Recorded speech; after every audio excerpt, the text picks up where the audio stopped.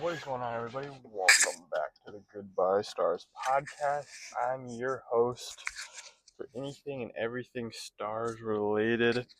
And today, we're gonna be going over game one. It was an electric one, and sorry, just getting the mic set up here. I got a collared shirt on today, so making sure that everything's all good. Hot collar. Not really.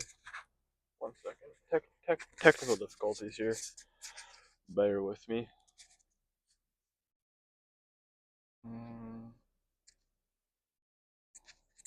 Just gotta thug it out right here.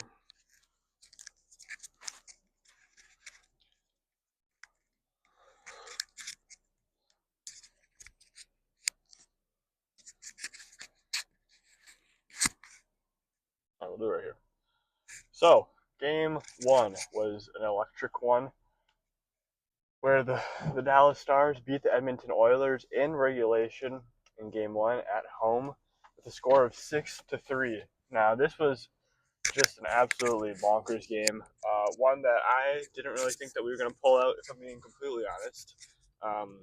It looked pretty rough there for the first two periods, but we were able to, luckily, pull it out with an pretty insane third period, if I'm being completely honest. I don't think I've seen many of those, many 5-goal periods with 3 power play goals, but at the end of the day, a win is a win, especially in the Western Conference Finals. So one win closer to that Stanley Cup Finals.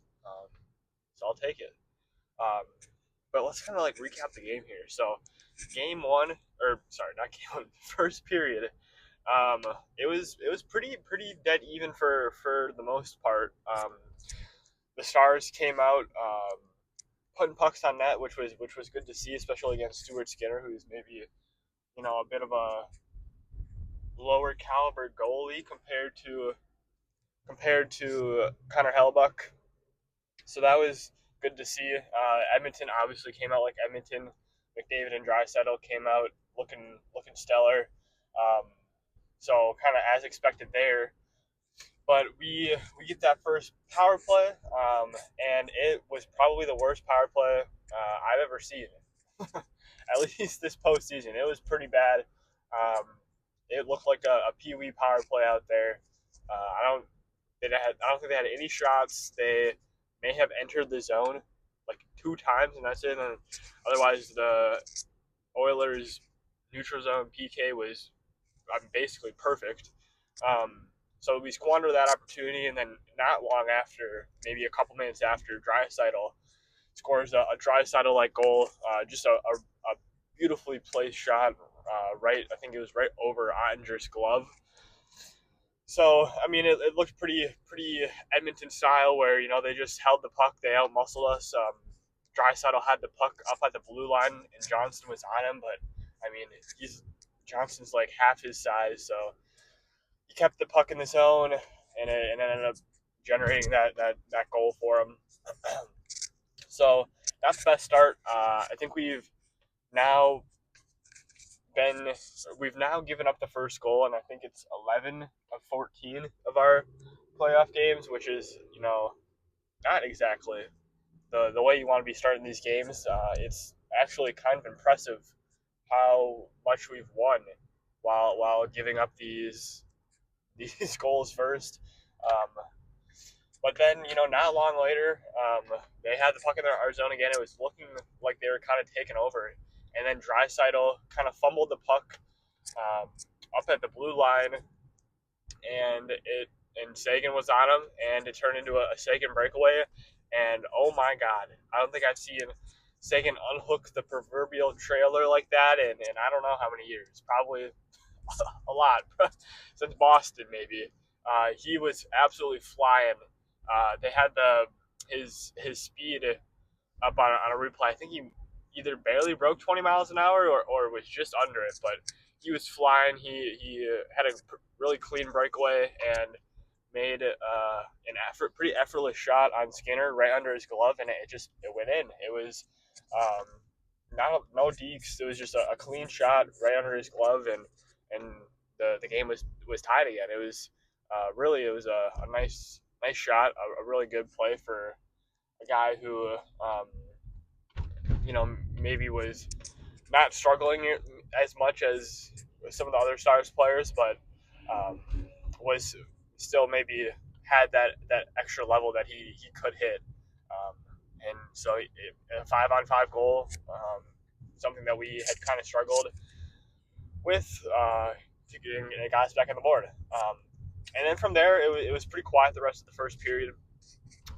Contrary to belief, I really kind of liked how they played the first period to start. I think they matched the Oilers' pressure well. They were getting pucks on nets on Skinner.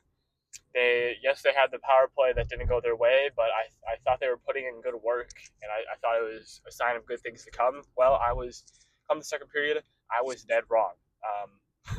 They came out absolutely flying. They had we took a pretty bad penalty. I'm pretty sure it was the Harley penalty where he just cross-checked. I can't remember who it was, just in the middle of the ice. A pretty pointless penalty. And they dogged us. They were basically the opposite of our power play. They could get the puck into our zone at will. I think we saw them do the pass to the guy standing at the blue line, and then a quick pass back to like McDavid or Draisaitl 2 or 3 times, and then finally that third time it worked. I think they got it to McDavid, who flew in and kind of just threw it into the middle of the ice. It took another bad bounce. I mean, it's getting kind of crazy how many bad bounce goals we've had. This one maybe not as egregious as the other ones, but still, if I can't remember who it was. I think it might have been Steele maybe, but whoever they put their stick down and it just deflected off their stick to block the pass, and it just scored it out right in front of Nugent Hopkins, who had all day in the slot. No one picked him up. No one really thought the puck was going to get to him. And so he just beat Andre clean. And just like that, we were back down 2-1 in a pretty ugly penalty kill and unfortunate goal. But sometimes, that's just what happens. You got to take the good bounces, the bad. But things did not look any better. After that, the boys did not respond too well. It must have been 3 or 4 minutes later. Bouchard absolutely ripped one on Andre. Just kind of walked down into the circles, and it was a nice shot. I can't lie. And just like that, we were down 3-1, and I thought this game was over. My girlfriend came home on between intermission, and I was like, if they score one more, we can watch our show. It was not looking good. It was kind of looking like those Avs games from the first round where it's like, well, one team blows each other out, then the other team blows each other out. And so it's kind of looking like that.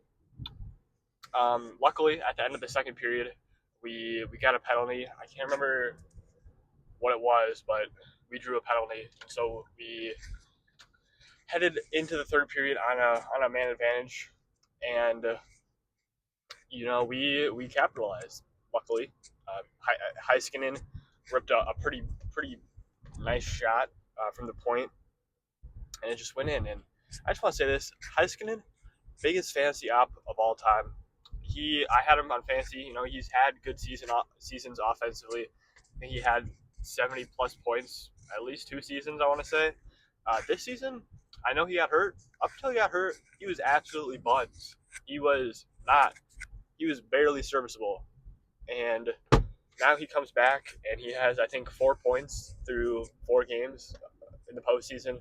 Where was this in the regular season? Come on. But other than that, I mean, it was a really nice play.